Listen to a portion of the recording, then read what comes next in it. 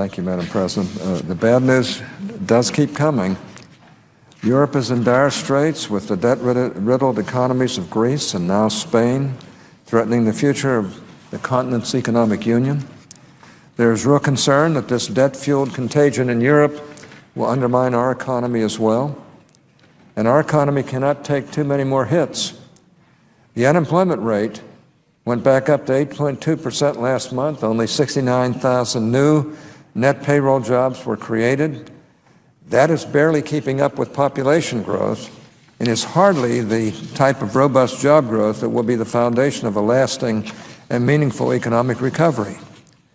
Now, we should have seen this coming. The minutes of the Federal Reserve's most recent monetary policy-making meeting makes numerous mention of uncertainties surrounding fiscal policy, and that those uncertainties are a risk to the economic outlook. Fed policymakers noted that, quote, they generally saw the U.S. fiscal situation also as a risk to the economic outlook. If agreement is not reached on a plan for the federal budget, a sharp fiscal tightening could occur at the start of 2013, unquote. That's the Fed policymakers. They concluded that, quote, uncertainty about the trajectory of future fiscal policy could lead businesses to defer hiring and investment. And, unquote, uncertainty about the fiscal environment could hold back both household spending on durable goods and business capital expenditures, unquote. Yesterday, the Congressional Budget Office reminded us yet again what the consequences will be to our economy if we fail to get our debt under control.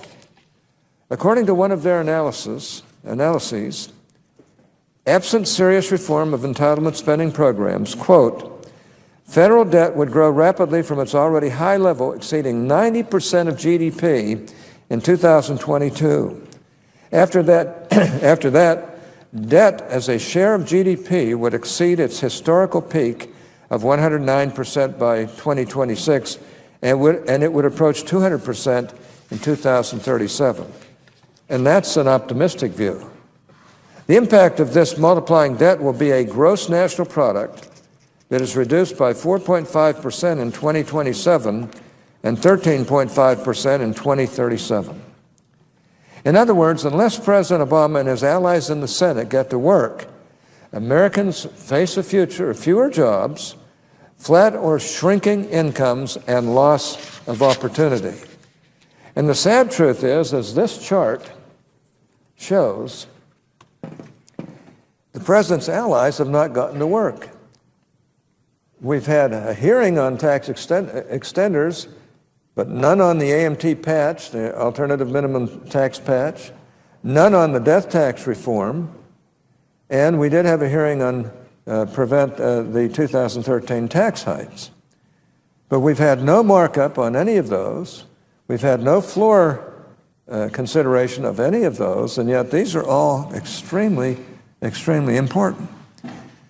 Well, it was no surprise, therefore, that when former President Clinton stated yesterday that we were still in a recession.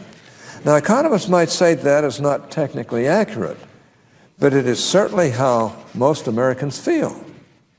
What did come as a surprise, however, were President Clinton's remarks on Tax-Mageddon, the fiscal cliff that the nation faces at the end of this year. At least yesterday, it sounded like his view was that we should do a complete 180 and race away from this cliff, extending in full the tax relief enacted by President Bush and extended by President Obama in 2010. Several weeks ago, 41 Senate Republicans made a similar request of the Senate's majority leader, Senator Reid.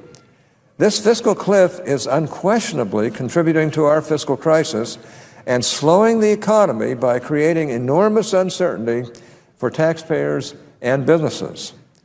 Absent action to extend this tax relief, Americans will be hit with a $310 billion tax increase next year alone. 26 million middle-income families will owe $92 billion in alternative minimum tax when filing their returns 1 year from now. A family of four earning $50,000 will get hit with a $2,183 tax hike. A small business owner will face a top marginal tax rate hike of 17%. That's catastrophic. The number of farmers who will face the death tax will rise by 2,200%. The number of small business owners who will face the death tax will rise by 900%.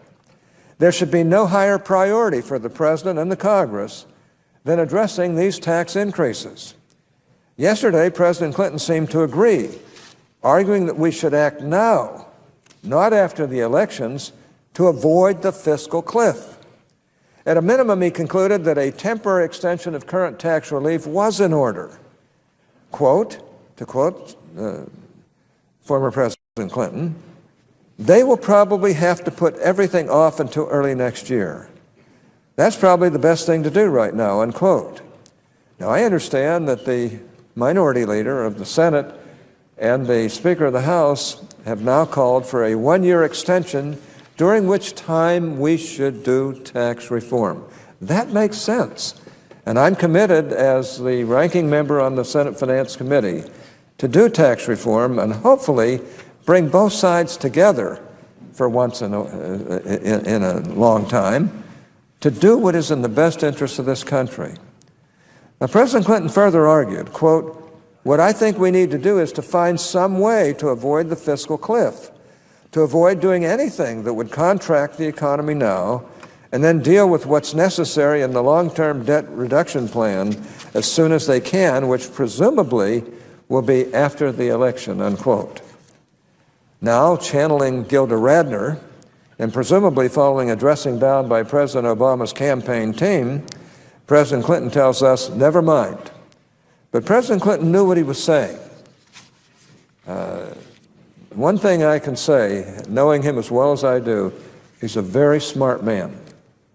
Now, he was making an elementary point, one that the President Obama seemed to agree with when he was not running for re-election on a platform that single-mindedly obsesses over raising taxes on families with incomes over $250,000. President Clinton, not wanting to further undermine our economy, recommended a short-term extension of all the tax relief. Now, that is precisely what President Obama agreed to at the end of 2010. And given our tepid economic growth and job creation and the threat from Europe, common sense would dictate a similar course today, certainly if the alternative is a $300 billion tax increase, which it is. But today, President Obama is running for re-election, and tax relief for the so-called rich would undermine his message of wealth redistribution. Failure to extend this tax relief, though, is not an option. Just this morning, another Obama supporter and former director for the National Economic Council, Larry Summers, said, quote, Dr. Summers said, quote, "The real risk to this economy is on the side of slowdown. And that means we've got to make sure that we don't take gasoline out of the tank at the end of this year. That's got to be the top priority," unquote. The former director of President Obama's Office of Management and Budget concluded that what he estimates to be a $500 billion tax increase would be so large that, quote, "the economy could be thrown back into a recession," unquote. According to the magazine The Economist, the Congressional Budget Office has found that the combined effects of the sequester and the expiring tax relief would add up to a 3.6% of GDP in fiscal year 2013. In a $15 trillion economy, that would be a hit to GDP of $540 billion, which would surely tip us toward recession and even more job losses. So the question that the people of Utah and citizens around the country are asking themselves is, what's the holdup? If extending this tax relief is essential to providing families and businesses with the certainty and security necessary for economic growth, why are Senate Democrats refusing to take it up? And why is the President not pushing for immediate action to avoid this fiscal cliff? Let me suggest an answer. The president wants to drag this out until after this election. Even if that means months of additional pain for America's families and a real hit to our economy, it will serve his long-term goal, a goal that he dares not announce until after the election. President Obama does not want the precedent of extending this tax relief for everyone because ultimately his liberal base does not want it extended for anyone. The president and his advisors know that our debt is unsustainable. Their base will not allow for any serious changes to spending policy, and tax increases on the wealthy alone are not adequate, and they know this, are not adequate to get our fiscal house in order. The only solution, one that Hyde Park and Pennsylvania Avenue are loath to discuss openly, are tax increases on everybody. Now, this is Matt Bai writing last year in the New York Times. Quote, if Democrats are serious about reversing the policy of the Bush years, then they will probably have to be willing to make a case for eliminating all the tax cuts, not just those for the wealthiest Americans. And they may have to come up with some kind of more comprehensive plan for modernizing the entire tax code in order to persuade voters that even if some taxes go up, they might still come out ahead, unquote. Ezra Klein, the liberal blogger at the Washington Post, put it this way, quote, we cannot fund anything close to the government's commitments if we don't raise taxes or if we let only the Bush tax cuts for income over $250,000 expire, unquote. And though he is now persona non grata in President Obama's camp, just a few weeks ago, President Clinton was echoing this recommendation of tax increases for all. Quote, this is just me now. This is President Clinton. This is just me now. I'm not speaking for the White House. I think you could tax me at 100% and you wouldn't balance the budget. We are all going to have to contribute to this. And if middle-class people's wages were going up again and we had some growth to the economy, I don't think they would object to going back to tax rates from when I was president, unquote. Well, with due respect to our former president, I do think that he was speaking for the White House, and I do think that most Americans would object to a tax hike. That is why President Obama has decided to lay low rather than lead. The American people are not going to accept this. We live in a republic, and it is fundamentally illegitimate on an issue of this magnitude for a person running for president of the United States to put these decisions off until a lame duck session of Congress when he can no longer be held to account by the American people. It is not only an economic imperative that we extend this tax relief, it is demanded by our constitutional commitment to representative democracy.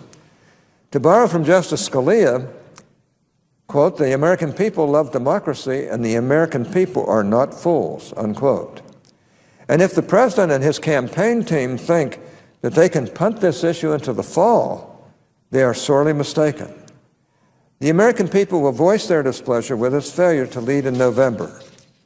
President Clinton got it right the first time yesterday. The fiscal cliff must be addressed now. We cannot wait until later in the year. Our economy is struggling. American families are treading water. We have tried it their way for almost 4 years. We've tried an $850 billion stimulus. We have tried Obamacare, which was also supposed to be a jobs program. We have tried Dodd-Frank. It is time to try something else. There is no greater jobs program that Congress and the President could pursue than a permanent extension of the tax relief signed by Presidents Bush and Obama. It would provide enormous confidence to America's businesses and families at a time when confidence is sorely needed. This issue is not going away, and I look forward to working with my colleagues to pass tax relief for all Americans sometime this summer. Now, we all realize that we're in an election mode. Maybe I realize that more than most. But the fact of the matter is that we can't punt this anymore. We can't kick it down the road. We're going to have to find a means and a way whereby we extend this tax relief and then spend the next year working on tax reform and hopefully a bipartisan tax reform bill that everybody here can support. Now, I understand why the majority leader and other members of the Democratic Party are basically making sure that Democrats don't have a rough time in this election by basically bringing up things like they did yesterday when we have 3 pieces of legislation already enacted that provide equal pay for equal work for women. All we have to do is get this administration to enforce those 3 bills. It was brought up for political reasons. We all know that here in this body, but I guess some people out there will buy off on that, even though it's clearly a sham. But so far this year, just about everything that the majority leader has brought up for and on behalf of Democrats is to protect the sitting 23 Democrats who are up for re-election this year. Now, I don't blame the leader for wanting to protect his fellow Democrats. That's, after all, maybe part of the job of a leader. On the other hand, there are things that may be even more important, like the future welfare of our country, like jobs that are not being created right now. Not being created because we have no creators in the White House. It takes a president. It takes a president to lead on these issues. I would suggest to President Obama that he'd have a much better chance of re-election if he would lead out on some of these issues. And if he would go along with putting off these tax cuts and committing Democrats and Republicans to coming up with a bipartisan reform of this awful, despicable, unworkable tax code. You know, it might be one of the few ways that we can really bring people together. It might be one of the few ways that we can really turn this country around in the short term. I think the minority leader and the Speaker of the House have something here. We literally ought to do this and make it the main focal point of our existence as members of the United States Senate and members of the U.S. House of Representatives. If we do this, we might even find that we can get along again. We might even find that we can work together. We might even find that there's less politics, although there'll be plenty of that in any tax reform bill. But we might find it's fun again to be around here rather than both sides at each other's throats all the time. And we might even find that the president can lead for a change, which would be a pleasant change from what I've seen over the last number of years. I happen to like the president. I don't agree with him. Yes, I would like to replace him, but I like him personally. And I really believe if the president would lead here and would make this a focal point, he'd have a better chance in this election. Not that I want him to be successful, but at least he'd have a better chance. Because the American people deep down feel that nothing is being done